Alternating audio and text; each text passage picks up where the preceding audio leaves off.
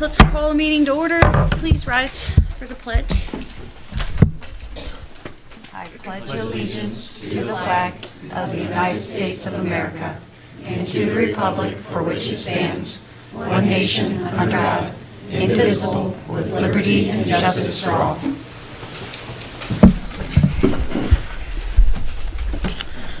Roll call. Mrs. Brunbach. Here. Mr. Kress. Here. Mr. Diaz. Here. Mrs. Gill Parsons. Here. Dr. Hinkleman. Here. All right. 2, hearing of the public. How to address the Board of Education. To speak to items on the agenda. Hearing of the public is the time provided for public participation during board meetings. Board members also welcome public input outside of board meetings. The presiding officer of the board will recognize anyone wishing to speak to an item on the agenda. How to be recognized and what to do when recognized. When it is your turn to address the board, please raise your hand and wait to be recognized by the presiding officer. 2, state your name and address. 3, address board members as a group. Guidelines for public input. 1, the Board of Education members may ask clarifying questions. 2, the presiding officer may use his or her discretion regarding recognizing speakers more than once on the same subject. 3, individual remarks shall not exceed 3 minutes unless the presiding officer grants additional time. The presiding officer may rule repetitive statements out of order. All statements shall be directed to the presiding officer. No person may address or question board members individually. Who would like to speak?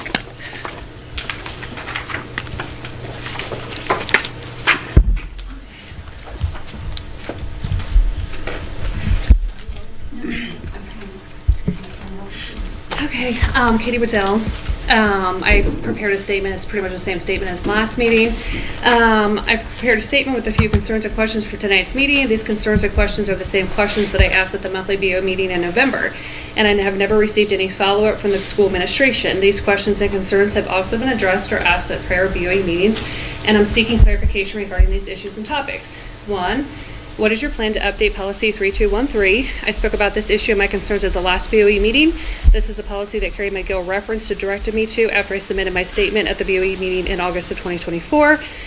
Regarding my concerns about how coaches were communicating with the student athletes via text messaging and not on school-approved communication platforms. During the BOE meeting in November, I reported to the school administration that my child had received a text message from my coach after the AD had sent out communication by email to the coaches stating that communications between coaches and student athletes needed to be on a platform such as the Team Snap app. I questioned where the breakdown in communication occurred for this to happen again, and I questioned if there were updates and modifications planned for policy 3213 to reflect the changes that had been recommended and implemented by the AD. Do you have any updates or any follow-up available? Have you considered starting a mentoring program for newer coaches to be mentored by more experienced coaches? When will the policy be updated? Last was updated in 2011. 2, what is or where can I find the policy regarding how often the superintendent is expected to receive a performance evaluation? I have requested all performance evaluations for Brad Ritchie, and I've received 3. He received an evaluation 2019, 2022, and just recently received a performance evaluation 2024. The most recent evaluation was dated weeks after the BOE renewed his contract for 5 more years, starting in the summer of 2025. How does the BOE renew a contract with a 5-year term prior to a recent evaluation being completed? Is there a policy? Can you refer me to which policy that the BOE utilizes? And have you considered modifying the policy to require performance evaluations to be submitted annually? This would help the district hold the superintendent accountable and would encourage the BOE to have meetings annually where new goals are set and old goals are reviewed to see if they were successfully completed and achieved. 3, have there been any discussions regarding potentially adopting a policy where spouses of employees who are permitted to receive insurance coverage through their employer would be charged a surcharge if they decided to stay on their spouse's plan? Have you considered a spousal exclusion option? Have you investigated if these options could potentially be a way to save on the insurance costs that the district is responsible for?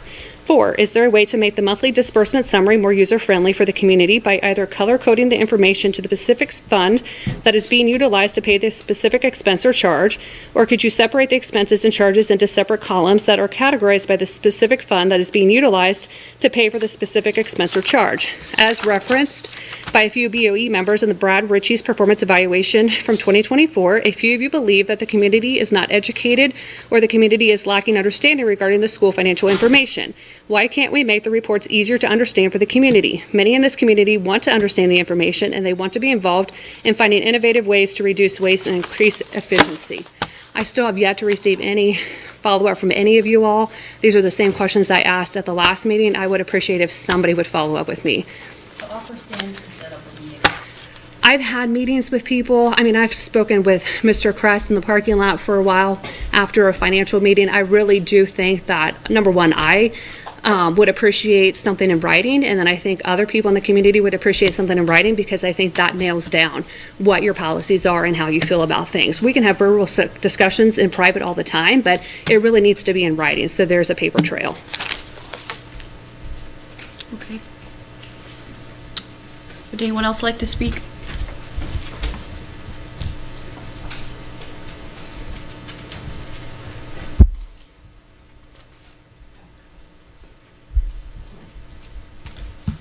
I'm Suzanne Ryerson, 3610 Ditmer Road in Laura.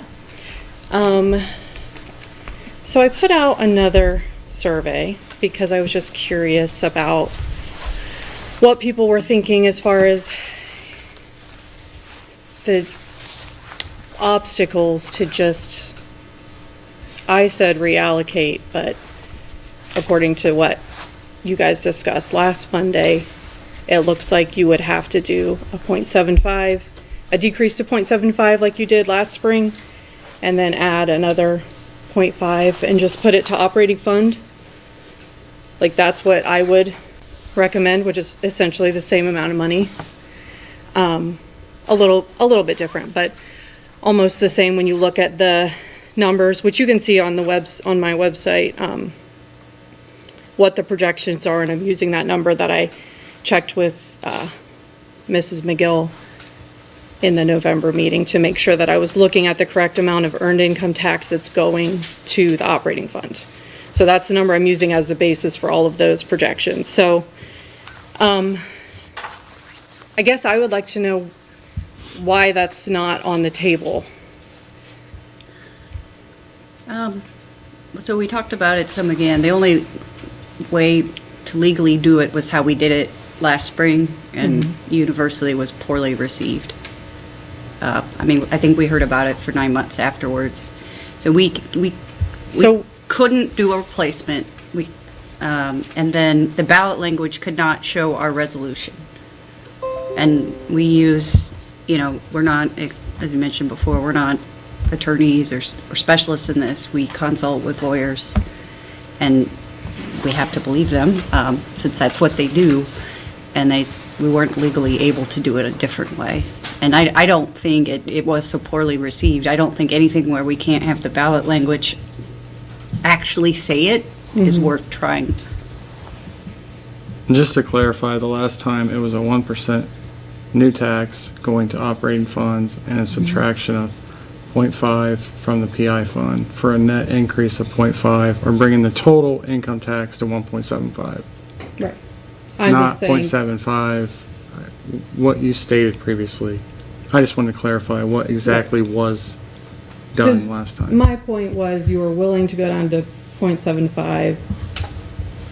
The caveat was, For the though, permanent with having the improvement. 1% going into operating, Right. there's more flexibility coming in and out of the operating fund than the PI fund.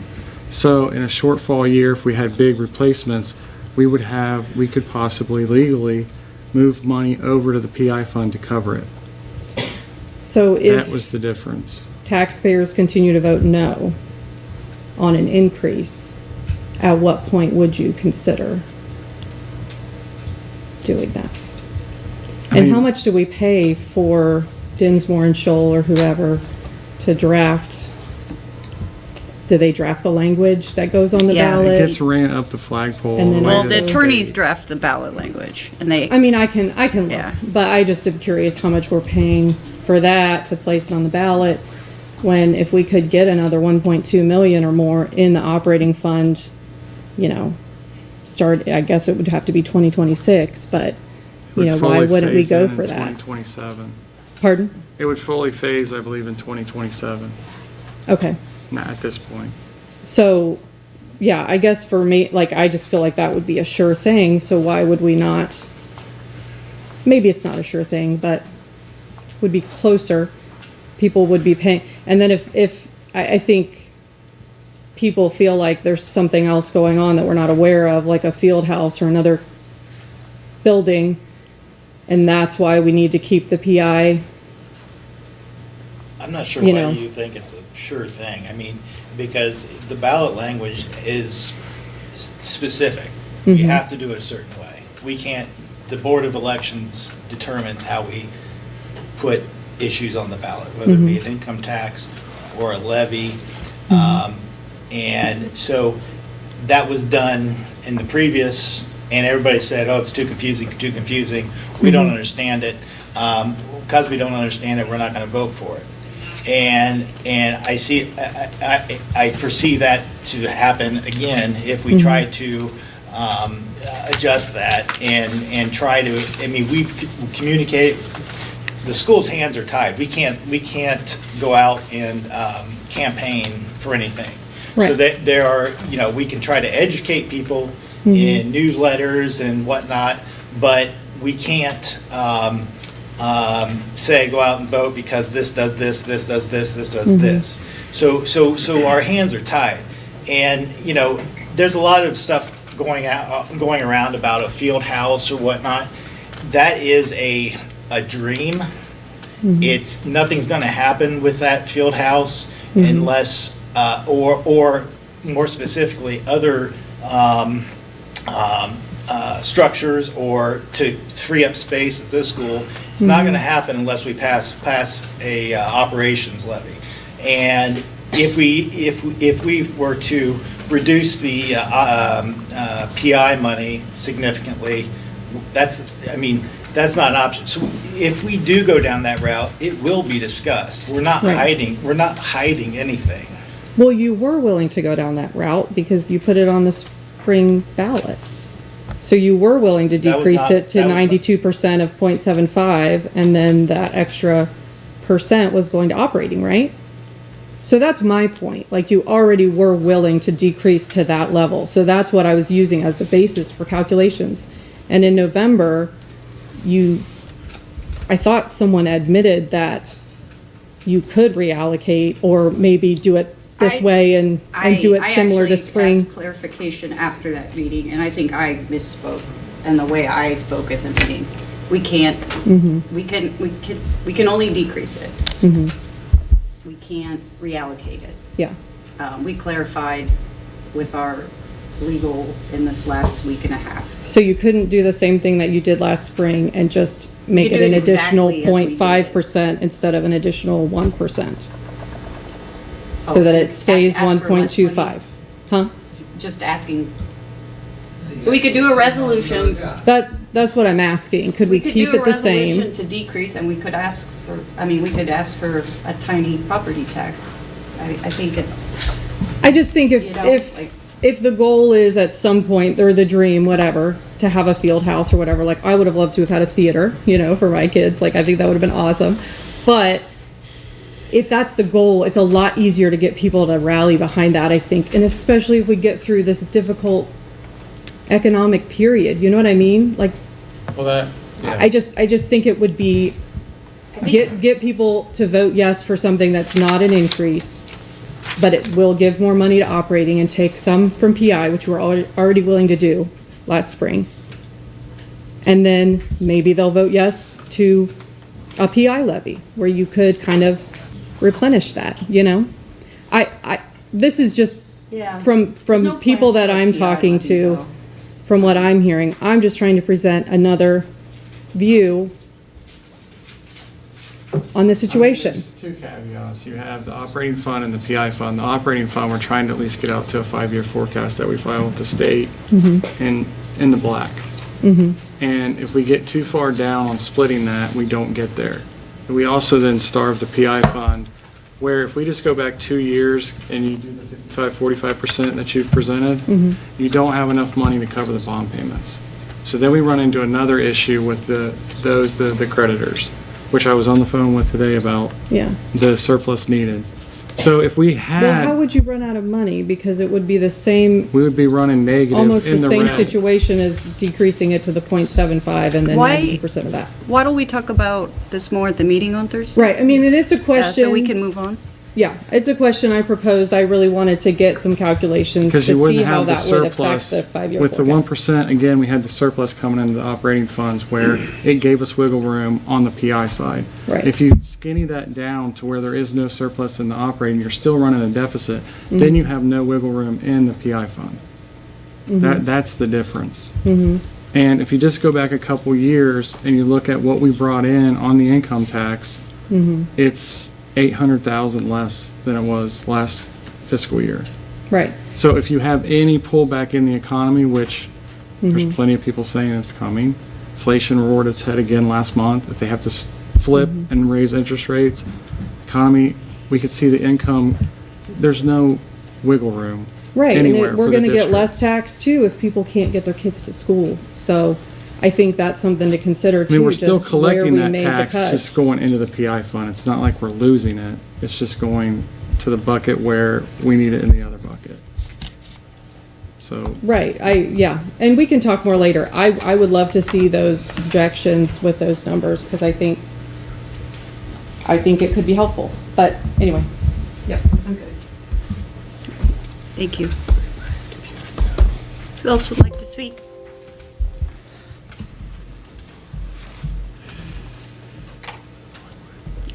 All right, we're gonna move on. 4, Treasurer's Report. A, approval of the Board of Education, oh, sorry. 3, Superintendent Report. I'm not going to do much talking, so it's okay. We asked Mr. Blackwelder, Ralph Blackwelder from Enrollment Management Services to attend this evening and provide a short presentation about benefits management that his firm can provide Milton-Union schools. They are a partner of the EPC. They've been around, well, I'll let him tell his story, but Mr. Blackwelder, thanks for being here this evening. Sure. We brought some notes for the board members. Pretty simple. I'll just speak to everyone else. Thank you. Thank you, sir.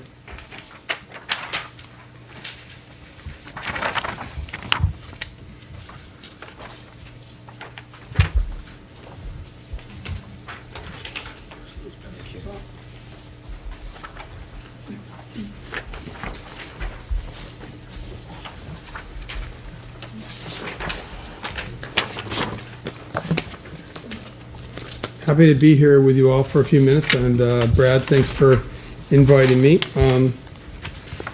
Basically, Enrollment Management Services is a healthcare service organization that identifies an issue in employer-sponsored healthcare today.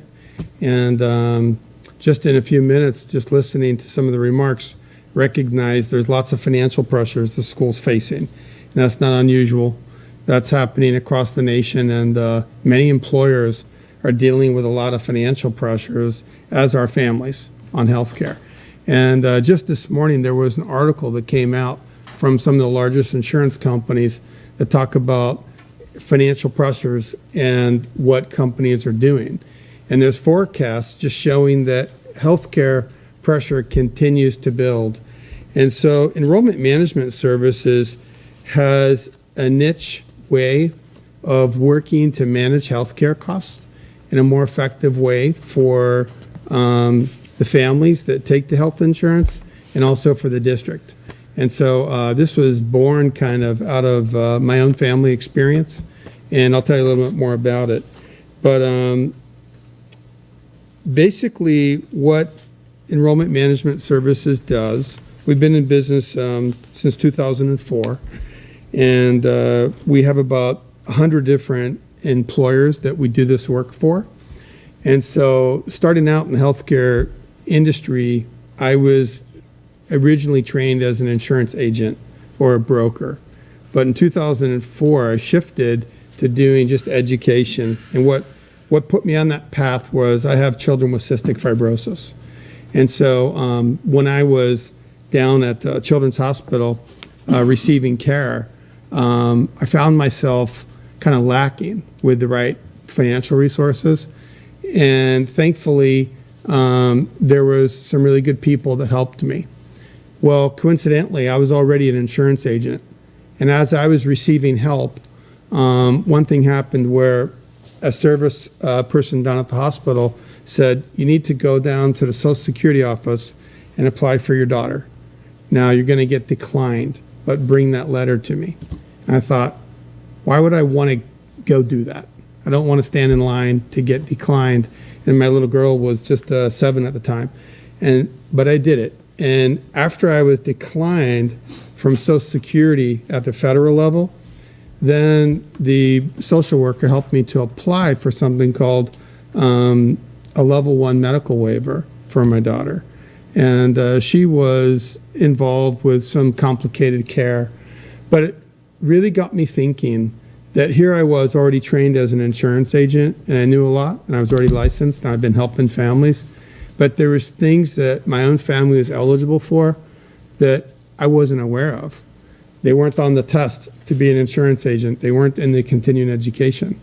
And I started to realize that a lot of times we learn through shared experiences. I started a company back then called Enrollment Management Services, and it was based on the idea that as I would come alongside employers, if we could understand the stories of the individual families, we might be able to identify alternate ways that people can access healthcare like I did for my daughter, and make healthcare work better for families, and also take the edge off of the employer plan. So fast forward today, we've had more than 24 different districts. We have more than 30,000 employees that we help do this. And our benchmarks are that we bend the financial curve on employer-sponsored plans by 10 to 20%. And it's really phenomenal. We have built a system where we're basically referred by insurance brokers. And so that's how you got our information, was through the EPC. And the EPC basically has seen our work with other districts. And so all of our work is voluntary. It's covered under, we signed business associates agreement and safeguard PHI. But basically through our one-on-one connection, we can learn the stories of families voluntarily, people who are interested in having help. And we basically help them to get access to resources that they didn't know they were eligible for. And so an example, so my daughter passed away from CF when she was just 7, but I have other kids who also have that. And I share that with you because I want you to understand kind of the why we do this work. And I think it's one of the ways that we're able to build trust quickly is when you meet families who have also are dealing with hard things. And I'm sure if we went around the room, we would find, people in the room with people you care about that are going through hard things. But the way healthcare is set up, maybe just 2% of the nation has claims that's more than $50,000. 70% of the nation spends less than $1,000 in healthcare. So why then does healthcare cost so much? And it's because of really complicated families like mine that are driving these costs. And so you can't fix them all, but there are basically hidden resources, funding sources that are already existed. And I'll give you an example of it. Let's say we have a single parent with a child that has complex challenges, and the parent is eligible for the plan here. They work here at the school. It would be no surprise that a parent who works here, an employee, would think about their total compensation and enroll on the school's plan. That's what most everybody would do if you were eligible for the school's plan. That would be one of the reasons that would have attracted you to work at the school, is not just your wage, but also the benefits, right? That's an important aspect of the comp. And so families would likely just kind of hit the easy button and do an enrollment. That's what we find is the default. But if we slow down and start to understand what's really going on with individuals, we might identify that mother and child, the child might be eligible for a different plan through the ACA. And in Ohio, we have the Affordable Care Act that has expanded coverage available. So there's access to plans that people don't fully understand, and people that are eligible and working full-time that have good incomes are still eligible for this help, but many times people are unaware. And whether it's something like the ACA, imagine if you have mother and child who's picking up the cost of the insurance. The way that the benefit works is the school's plan pays a big portion of it, but the member still has some skin and pays a portion, right? But if the member only needed to take employee-only coverage instead of employee-child, it saves the member money. Does that make sense? At the same time, the district saves money because the district, instead of buying coverage for family from the EPC, they're buying a smaller amount. And so what's been happening with other districts that are using it, they're seeing a change in their invoice to the EPC that's very significant. And we think that this would fit the district here. And so we've done some preliminary looking at the plan and just a complimentary step. And we think that this would fit you all. And so basically, the next steps, if the district was interested in exploring this further, the work is voluntary on the part of members. And so it's really critical to build trust. It does not work if people, one, aren't interested in finding ways to make healthcare work better.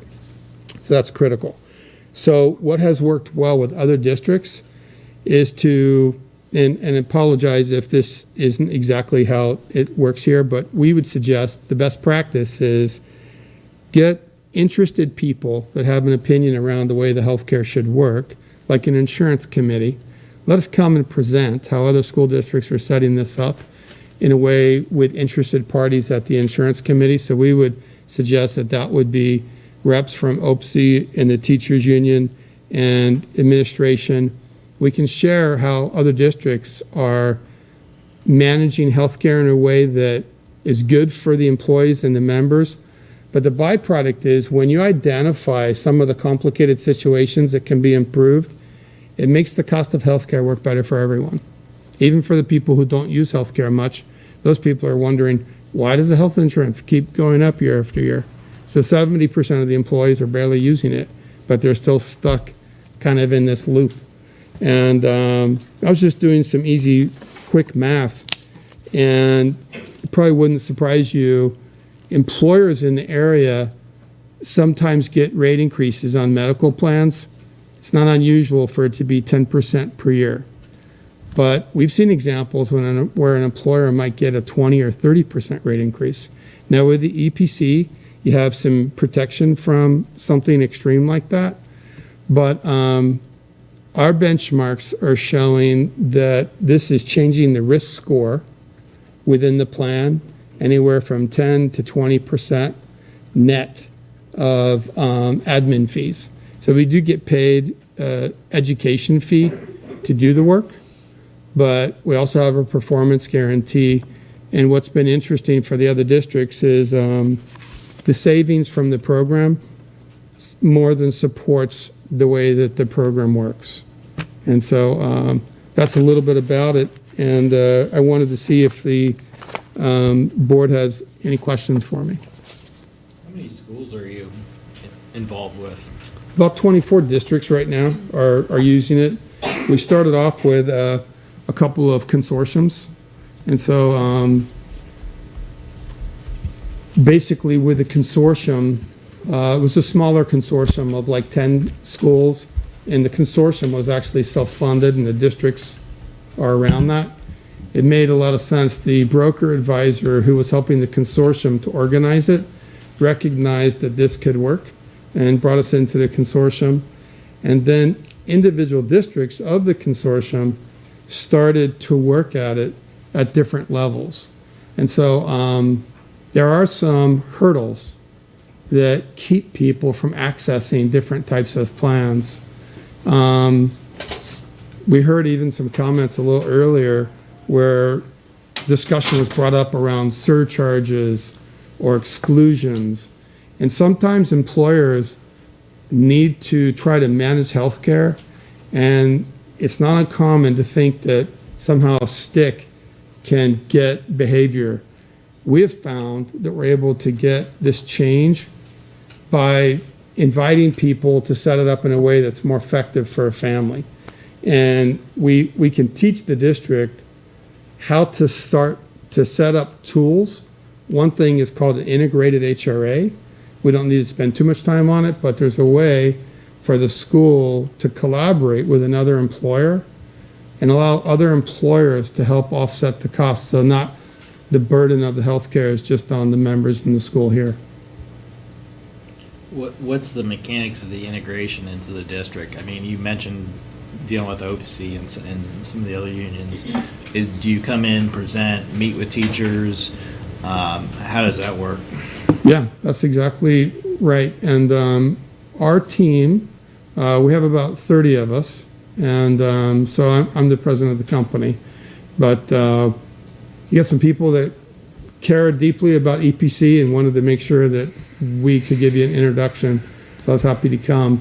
But basically, if you had the program up and running, you would have an account manager from our team and a couple team members that would basically work on the campus and have regular relationships with leadership and with the employees and members that are eligible in ways that members want to learn.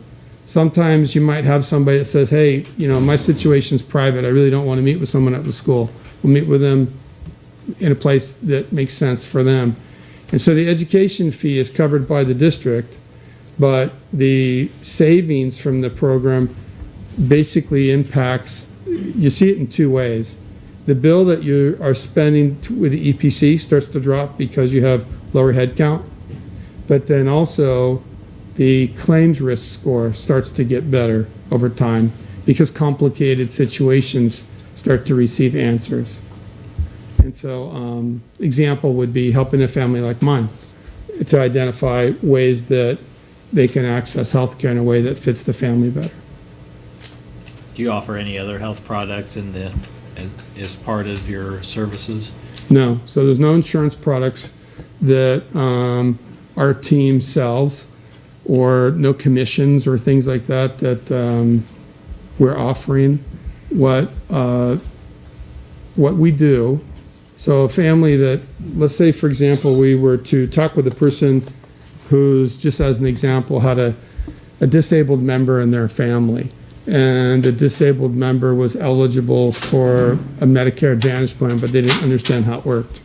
We would do the one-on-one education, help them to learn and identify how that could work, and the family could decide what insurance carrier they felt like made sense for them. Maybe they already have a contact in the community they want to work with. If they don't have anybody, our team can make a referral. But probably about 98% of EMS's revenue is just a subscription-based education fee from employers. And you might be familiar with like education save, or I would say like a utility savings program, where if you can identify a way for an employer to save money, a consultant might charge a percentage. Ours is a little different than that. Just with my own child passing away, we were really sensitive to how the pricing should work.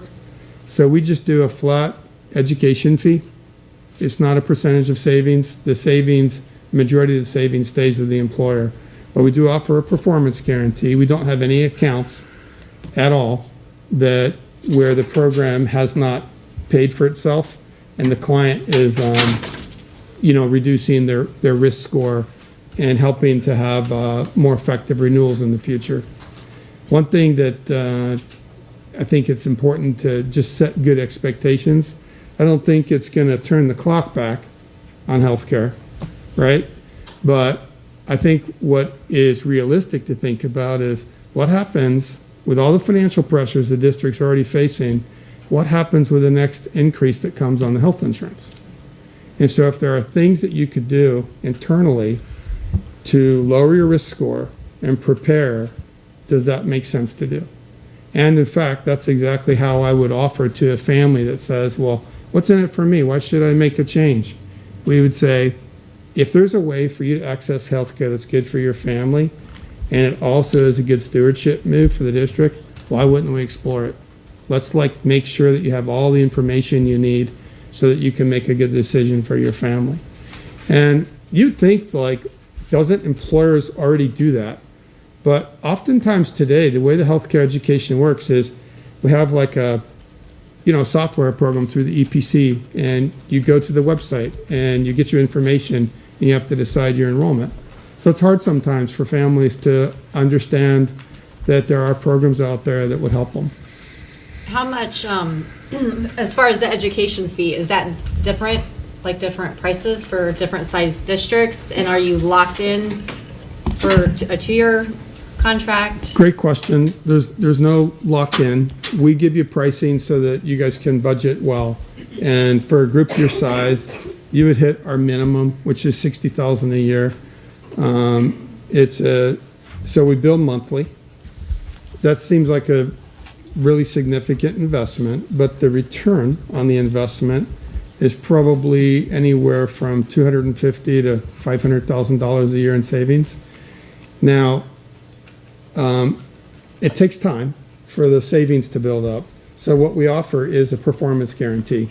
We basically create reporting so that you can see the education fee that you've put in compared to the savings. And if you get to a point, since it's all based on voluntary participation, if we ever have a client where the participation is not catching up enough to cover the cost, we put our fee on hold. So that's the way our performance guarantee works. That's why we don't have any clients that have, never had a problem, is that we can put our thumb on the scale by saying, we're going to work longer at no fee until the participation catches up. Because we recognize there's not new money to throw at this. If there's a way to make healthcare work better, you have to do it with the budget you have.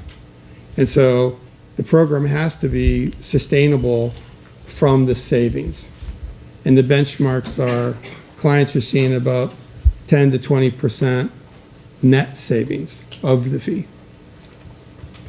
If that's making sense. Just one final question. How long, on average, is that return? So implementation, I would assume it takes time and actually it would probably grow, like momentum. Yeah. Where is that threshold where you see, because you have all the data, where that time is to reach pretty much max savings benefit? Yeah, great question. And the question is how quickly does it ramp up and how do you get to a really efficient return on the investment?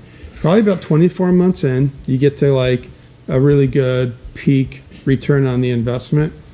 But the initial data shows us that there's probably maybe as many as 30 or 40 employees that we suspect have opportunities to do this differently, but the families aren't aware.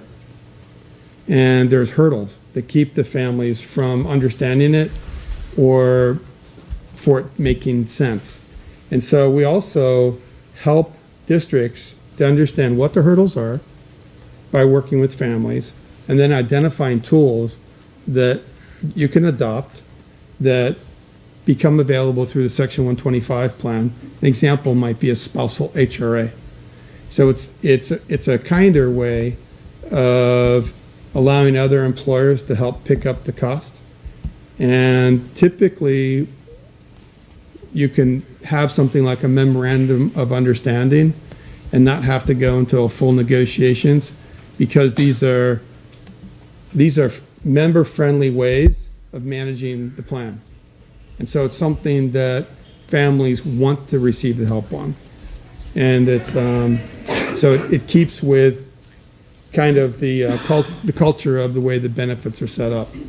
The staff doesn't have to, can choose to. Say that again? The staff can choose to not participate if they don't want to, maintain their current Everybody could. plan. Everybody would maintain that choice. Another way of thinking about it is right now, you could take the plan or you could waive. And you have about a little less than 20% of the eligible population is already waived. So we did an analysis, and of the people that have already waived, if they were to enroll the next year, they're still eligible, right? It would cost the district another $600,000 if the 20% of the people who are currently waived randomly decided to enroll. What would get someone who's currently waived to enroll? You should ask yourself, where are they accessing coverage? Maybe with another employer, right? What if the other employer does something to push them to this plan? So there's risk to not figure this out. And you have built-in savings of 20% of the population that's already waiving, but we think there's a lot of other people that would benefit. And so instead of just giving people two choices, either enroll or waive, we would help to design a third choice, which is maybe partially stay, like mom stay, but child access it this way, or potentially one person stay, but the parent enroll where they work, and the district could have something like a health reimbursement arrangement that makes it financially feasible for the family. So there's a lot of details there, and probably more than what we need to do in this meeting, but these are some of the reasons that we would invite you to do the study with a group of people that could really get into the details and find the best practices. But those are great questions. Are you also able to provide us, like the 24 schools that you have worked with, so for reference? So we could. Yep, there's local, and You can give me that. Yeah. That list and we'll go through them. there are. Because it would be nice to follow up with them and see how your team does coming into the school and. They've done a little bit of that even prior to the meeting. And the EPC is not going to send us over if they weren't comfortable. We're already doing this with districts that are inside the EPC. So these are other schools that your claims are being shared with. And so you'd be able to contact, the equivalent of your administrations there and talk, and those are good questions. Also, you also asked if the contract, it's very flexible, and if you need a 60-day out, you can have one. We don't need the contract the thing creates enough value that we can make the work agreement very simple. Does the contract price increase, like the second and third year? We have not needed to do that. And so we would probably be willing to do like a 2-year program. Who knows, right? Like what the future has. I'm a positive person, so I like to think we're going to come out of this as a country and good things to come.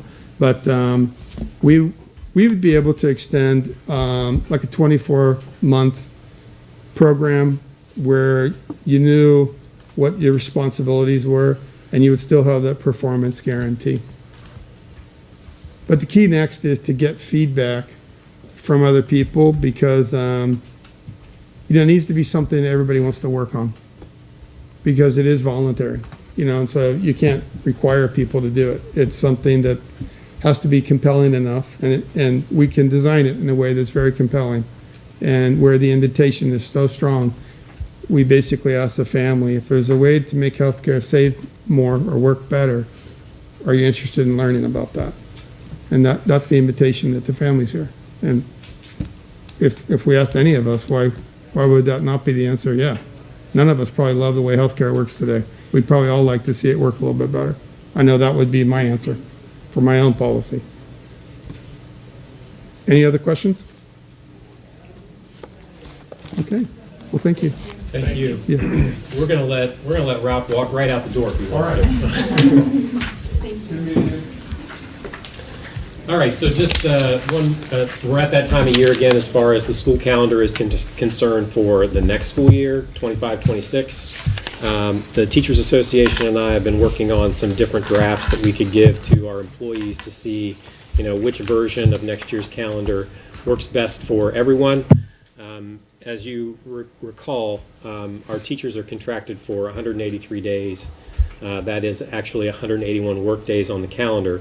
So we've been right around 173 instructional days for students in the past couple years. It has been, prior to that, it's been 175, but with the 2 elections that take place in our facility, it's just not a good idea, I think, to have students in session on those days. So we've got 4 different versions. There is very little variance in each version. And just bringing this to the board's attention because once this goes out to the employees, the teaching staff, then it will come back before the board, whether it's the organizational meeting or the regular meeting in January. So I just want this to be on the board's radar, that this is on the way. This is the usual practice every year, just making sure that the board is aware. And by typical, I mean we're starting after the fair. It's usually we start in the middle of the week, first day with students. There's a couple of days for in-servicing, professional development, meetings, prep in teacher classrooms the first 2 days. There's a pretty extensive break at Christmas time. That seems to be something that families and students and staff members all appreciate, is the extra time around the holidays. We always have graduation and have historically had graduation commencement, the commencement ceremony on the Friday of Memorial Day weekend. So I mean, they're the same pillars of previous years that have existed in the calendar will continue in 25-26. Okay, so just that one organizational thing. Mrs. Hartley has a couple of comments about the fall 3rd grade ELA results. I can send them in. Pass those down. Yep. So every October, towards the middle or end of October, all 3rd graders in the state of Ohio have their first attempt at the 3rd grade language arts reading test. And this is the only grade level where that test is given twice during the year. Everywhere else, it's just given in the spring. However, with the 3rd grade reading guarantee, the state wanted to provide students with 2 different opportunities for them to demonstrate that they are on level in their reading ability. And so we just, the week before last, received our scores from the 2024 fall test. And so what you have here in front of you are the percentage of students who already in October measured against 3rd grade reading standards are already proficient. So you're not measuring them against 2nd grade standards, even though they're only 2 months after they've finished 2nd grade. They're measuring against a 3rd grade proficient expectation. And you can see that this year in 2024, 44% of our students were already at proficient or higher, which is, if you look, exactly the same percentage that we had this time last year. So in 2023, we also had 44% of our students already proficient. However, 2 things that I think are important to point out and celebrate are that even though that percent has not increased from 23 to 24, if you look back to 2022, and that was pretty typical for a while, in 2022 we only had about 29% of our students who were proficient or higher. And so the last 2 years we have performed much better in the fall of the 3rd grade. The other additional highlight to point out here is that our comparison to the rest of the 3rd grade students across the state of Ohio has actually increased. So a year ago at this time, yes, we had 44% of our students who were proficient. The 125,000 to 130,000 students across the state of Ohio, 48% of them were proficient. So last year at this time, we were 4% behind the average across the state. However, this year, the average in Ohio is only 42%. And again, we maintained that 44, so we're now 2% above the state average. So over the last 3 years, we have increased from 11% below the state to 4% below the state to 2% above the state. So this is definitely a trend in the right direction in terms of our 3rd graders' reading ability in the fall. So we're pretty happy with these. As always, the work is not done. There's always improvements and growth to be made, but we feel like these are trending in the right direction, and we're pretty happy with the results of some of the changes that we've been making in terms of literacy instruction. So just to clarify. Yeah. This is taken when they first get back to school, right? It is Pretty taken much. late October, so they have 2 months of instruction in third grade. Okay. Yeah. But it's evaluating a third grade reading It is, level, yes, what right? you would expect at the end of the year for a third So then we can grader. measure progress at the end of the year. Correct. Okay. Yep. What's the big leap? How can you account for the big jump from 22 to 23? There were several things I think that happened, that it's hard to like maybe put a thumb on one specific thing. In 2023, that was the first year that we had implemented UFly Foundations, which was a phonics curriculum. However, that was only 2 months into the year, so we're pretty sure it wasn't necessarily that. However, we had the students who would have been third graders in 2023, their teachers would have been experiencing a lot of professional development around literacy while those kids were in kindergarten, in first grade, and in second grade. So the vast majority of our elementary teachers went through a very rigorous training called Letters, which took tens of hours for them to complete that, and they learned a lot. They also received Orton Gillingham training, which is a research and evidence-based body of evidence on teaching early literacy skills, including phonics and decoding and encoding. So we're attributing it to a lot of learning on the part of our teachers about all of the science and brain research about how students learn to read, and then beginning to implement some of those instructional practices in the early grades. Those wonders too. Wonders, we had implemented Wonders language arts curriculum in 2022. So there was 2 new language arts curriculums across 2 or 3 years. Yeah. Okay, Other questions? I don't think so. Okay. Ready when you are, yes. Okay. All right, for treasurer's report. A approval of Board of Education minutes. Recommend approval of the Board of Education minutes for November 18th, 2024, regular meeting. So moved. Second. Roll call, Mrs. Broompaw, Yes. Mrs. Gibb Parsons, Yes. Mr. Kress, Yes. Mr. Diaz, Yes. Dr. Hinkleman. Yes. All right, B, recommend approval of Board of Education minutes, December 9th, 2024, special meeting. So moved. Second. Roll call, Mr. Diaz, Yes. Mrs. Broompaw, Yes. Mrs. Gibb Parsons, Yes. Mr. Kress, Yes. Dr. Hinkleman. Yes. C, approval of November financial report, recommend approval of November financial report. Do I have a motion? So moved. Second. I'm sorry, is that Lori or? Yes. Lori.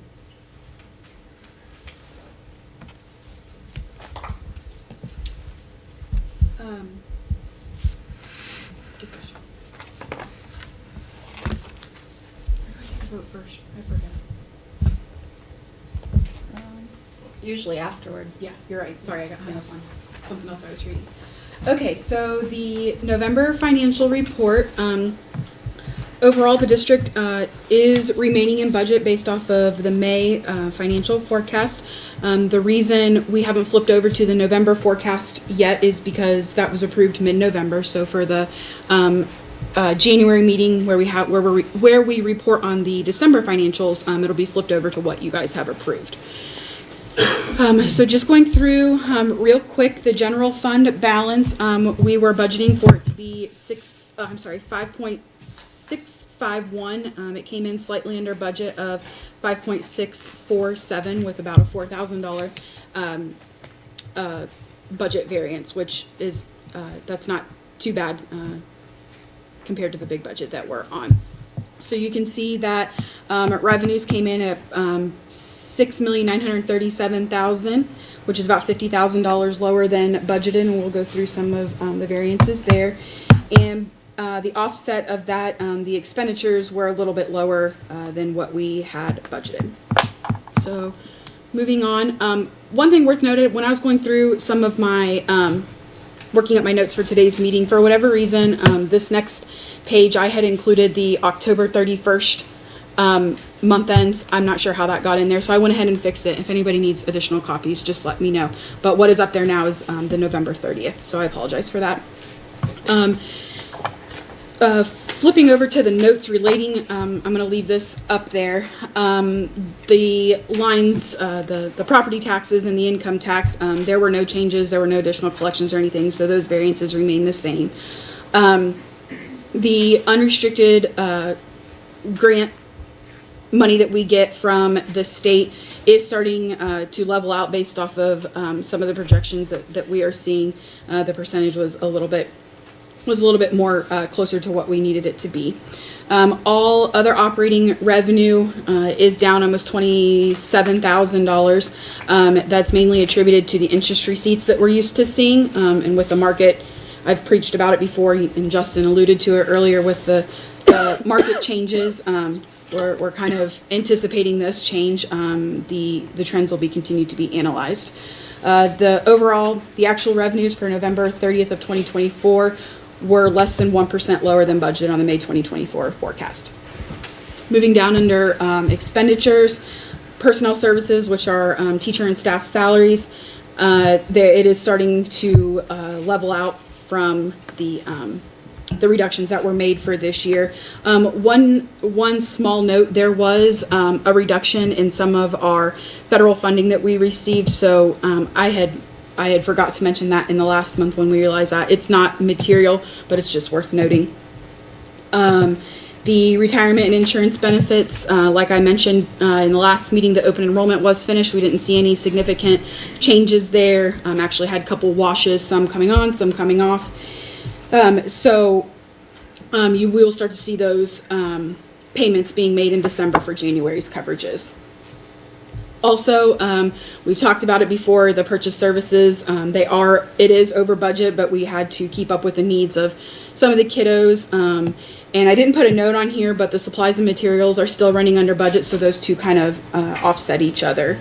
The expenditures overall were about 0.6% lower than projected. And then, as I stated, we were only about $4,000 out of sync with what we had budgeted in the forecast for the cash balance. So the ending cash balance in the general fund was $5,647,000. Went through those notes. This is the cash summary report for each one of the funds that we had used, that we use within the district. I've mentioned it before, some of these negative amounts down here at the bottoms. What we have to do is we spend that money, so our books go into the negative, and then we request what's called a PCR, or a project cash request. We have to prove to the states through our reports that what we spent the money on, and then they reimburse us the next month. So that's why these numbers over here are sitting in the negative. I think we've actually received the money already here in December.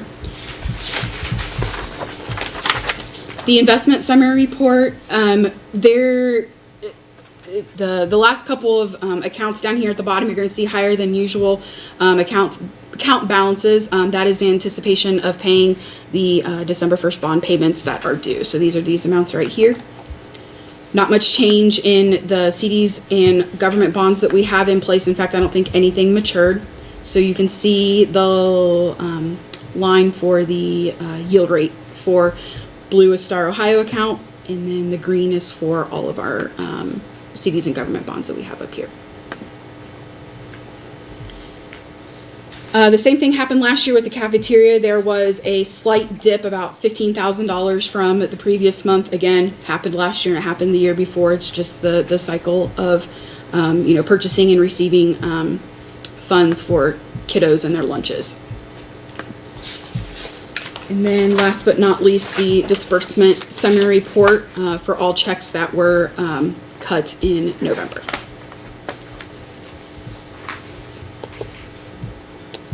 Questions? Okay, now we're going to do the roll call. Mr. Kress? Yes. Mrs. Kim Parsons? Yes. Mr. Diaz? Yes. Mrs. Broombaugh? Yes. Dr. Hinkleman? Yes.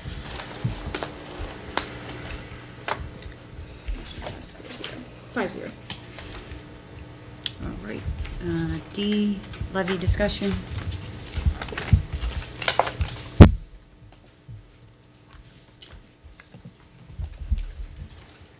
Did you want to talk about it now? So I know we had last discussed, in the last meeting, we were going to place the school district income tax on the spring ballot, and I know you guys didn't get a chance to work through the percentages if we were going to continue on with that. We had to have 2 resolutions in order to get those approved. So the resolution of necessity, which is what you see further on down in the agenda, and then at a meeting in January, we would do the resolution to proceed. If we didn't take any action tonight with the 2 meetings in January, would that be sufficient? Yeah, yes, we will stay on target with the deadlines required by the Board of Elections. I did not bring the dates with me, but yes, if we stay, if we decide to have more discussion on it, absolutely. We will pass the first resolution in the organizational meeting, and then we can go ahead and pass the second one in our regular meeting in January. Yeah, I had asked to table it for tonight because I'm still running through some numbers and getting clarification from attorneys. Mhm. With the debt linked to the income tax. Basically, I think I stated this last week, brick walls. And then you figure out if you can work around it, so. I wanted a little more time just to either just gain the knowledge, even if we can't proceed, but we would know, so. I think for purposes of thoroughness, I think we table it tonight, and I agree with Justin, and make sure, all options are considered before we make a go at it again. I think if everybody doesn't feel confident in a decision today, there's no harm in waiting. We just have to know by February, whatever, or to, January. or Right. the ultimate First 2 in deadline is January. the beginning of February, but we have to have 2 meetings, right? Yeah. Yes. Yeah. We got, So we have time to get the answers. Yeah. so we have the organizational and then the regular meeting. If a solution was found to the tying of the bonds to the income tax, I would be for exploring it, but I don't know. Yeah, Justin and I have had a lot of conversations. It's pretty frustrated with this.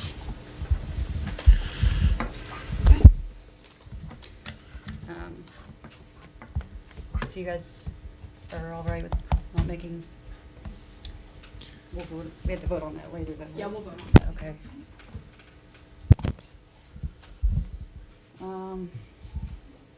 5, other special reports, NUEA. Number of seats. Okay. 6, additions and deletions to the, or agenda confirmation, A, additions and deletions. There are none. B, approval of the agenda, recommend approval of the agenda. Do I have a motion? So moved. Second.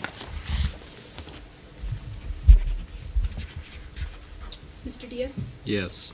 Mr. Kress? Yes. Mrs. Brumbaugh? Yes. Mrs. Kim Parsons? Yes. Dr. Hinkleman? Yes.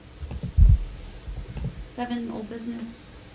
None, I think. 8, new business. A, appropriations amendment. Recommend approval of increases and decreases in total appropriations for fiscal year 2025 as presented. So moved. Second. Mr. Diaz? Yes. Mrs. Kim Parsons? Yes. Mr. Kress? Yes. Mrs. Brumbaugh? Yes. Dr. Hinkleman? Yes. Motion passes 5-0. B, recommend approval of the following resolution of necessity. Consider a school district income tax. A motion to table the vote on this resolution.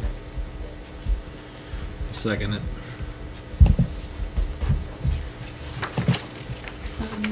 Mr. Kress? Yes. Mr. Diaz, Yes. Mrs. Brumbaugh, Yes. Mrs. Kim Parsons, Yes. Dr. Hinkleman. Yes.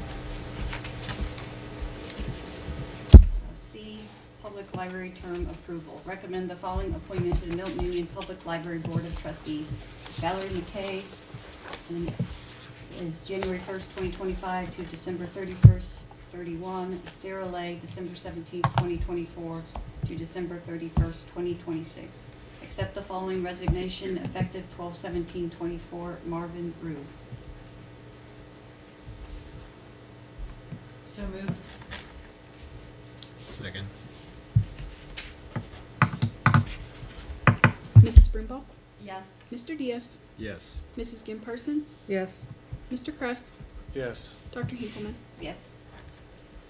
Motion passed 5-0.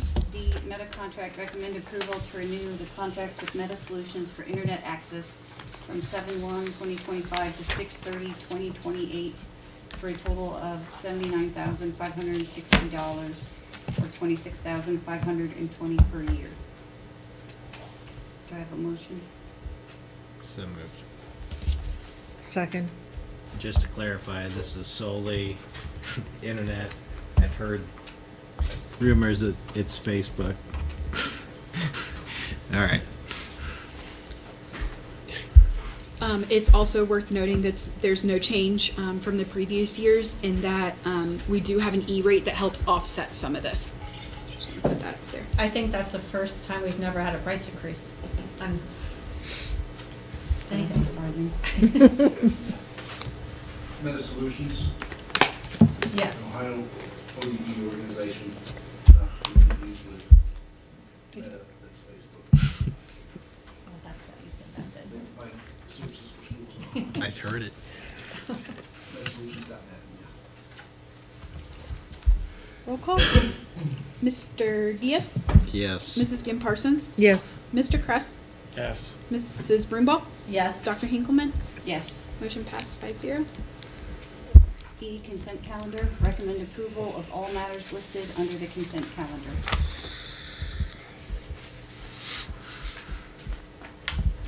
So moved. Second.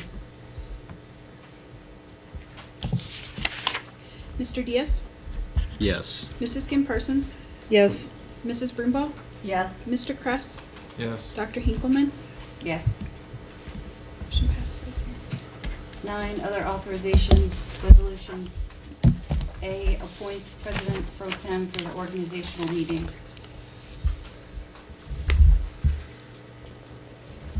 Anyone want to be one meeting president? I'd be willing to do it if Okay, they need be. sounds good to me.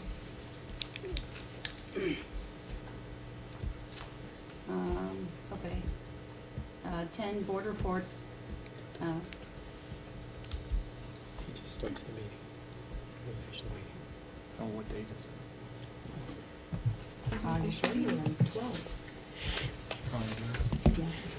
My computer died. Organizational Do they meeting. provide chargers? Yes. We can get you one. Legislative and student achievement. I had nothing to report. Policy update. We're meeting with, when are we meeting with Norm from, Week from today. get, I think it's pretty extensive, what that Neola has planned. And then there's, I think, some things that the board wanted us to talk about too. okay. December 23rd. 23rd? Next Yeah. week. I may not be here. I asked him if he wanted to meet the day after Christmas, so. I'm not sure when my flights are, so. All right. I could potentially go. I You could go. can. Yeah, I I can. can. When are you meeting? I'll give you time. It's the afternoon. I think it's 1 o'clock. And Brad Hill, or you will also send out the changes with the policy. Yes, Correct. we'll go through the policy updates, and then you folks will be able to see the strike through and the new language. CTC Building and Transportation. I missed the Weibel meeting. Maybe Curtis can give us a little update on the good news that Weibel provided us. Get it out here. So, we did meet with them last week. We are currently operating at 53 cents a square foot, which puts us in the top 5 percentile in the state.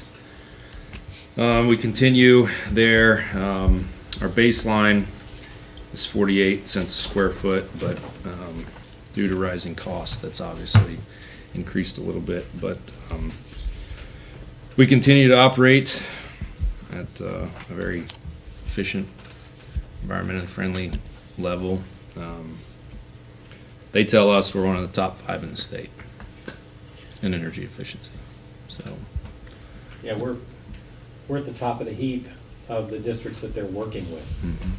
So there's tons of folks out there that aren't practicing the same, efficiency practices that we are. So I mean, arguably they work with the most energy efficient districts in the state, or some of the most, and we're at the top of the heap. So. And the baseline is for the median for most districts is about $1.06 a square foot. So we're about half of that. Just with certain measures we have in place here to scheduling and, how we obtain our resources and so on and so forth. So there's a lot of things that Weibel does behind the scenes to program the Yes. school to ensure that we are operating as efficiently as possible. They monitor 24/7. So they let us know, we get, when things happen, we get alerts, but they also get them just in case, it's outside of business hours. So. On the transportation side, this is actually Curtis and I worked on it probably a month ago. I've been working with Curtis to put together more detail on our bus fleet, van fleet, detailed out in a spreadsheet. So when it comes time for if we order a new bus this fiscal year, we know exactly what we're trading in and maybe multiple units in.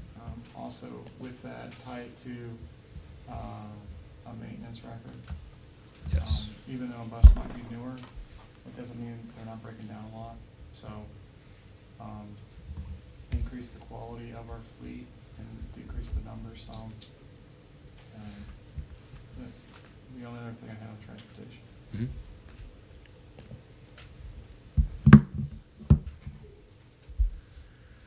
We're still trying to hire new bus drivers? Yes, we are. We had a few that have slowed down, but we did get a couple more applicants actually this week that seem very eager. So, two? yes, that is correct, 2. It was actually, I received the applications the same day. Is there a speed track? I wish. Honestly, the hard part is getting them into the pre-service training. There's quite a wait list for that. I wonder why. I say that sarcastically, as everybody's looking for bus drivers. So they actually limit you to 2 seats per class. And typically, you get signed up, the class you're in is the following month, sometimes it's even the month after, just based on,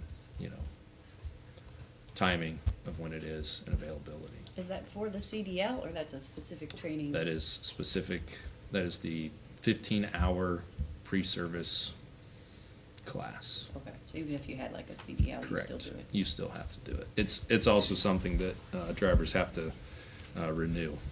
So it's a renewal even if you have your endorsements. So, Well, it's good to hear. yep. We have one that is actually, she's doing her 30 hours of training with one of our onboard instructors. So, Okay. Anything else? Maybe CTC? Nothing for me. Milton-Union Education Foundation. We're not meeting this month, but just two important dates, the Bulldog Bash on March 15th, and then June 6th for the Bulldog Golf Classic. Okay. F, Audit and Finance Committee. Just that the audit is nearing completion. I have not been alerted to any major issues, so. When do you think you'll get a report? I'm sorry, say that again? When do you think you'll get a report? I Um, can't remember how long it normally takes. after. she's trying, there's one more, piece of their chapters that they're getting ready to audit, and so she's trying to get, a staff audit who recently has come off of maybe another school district or entity. So she's trying to get a little bit of help with that, so. G, Facility Complex. I have nothing unless Curtis does. 11, do you have any general information? No. Okay. 12, board announcements. A, upcoming meetings. The organizational meeting is Monday, January 6, 2025 at 6 p.m. in Board Conference Room. The next regular board meeting, date to be determined, do we not have that figured Yeah, out? you'll look at the list. Oh, okay. And that'll be at 6 p.m. Likely in the media center. And 13, executive session. Recommend approval to adjourn to executive session for purposes authorized under Board of Education Policy 0166 and ORC 121.22G1 to consider appointment, employment, dismissal, discipline, promotion, demotion, or compensation of a public employee in ORC 121.22G5 to consider confidential matters required by federal law, regulations, or state statutes. There will be no action taken after the board exits executive session. Invitees are Dr. Ritchie, Carrie, Curtis. Curtis. Katie. Katie? Okay. Make a motion to go into executive session. Second. Mr. Diaz? Yes. Mrs. Kim Parsons? Yes. Mr. Kress? Yes. Mrs. Brumbaugh? Yes. Dr. Hinkleman? Yes.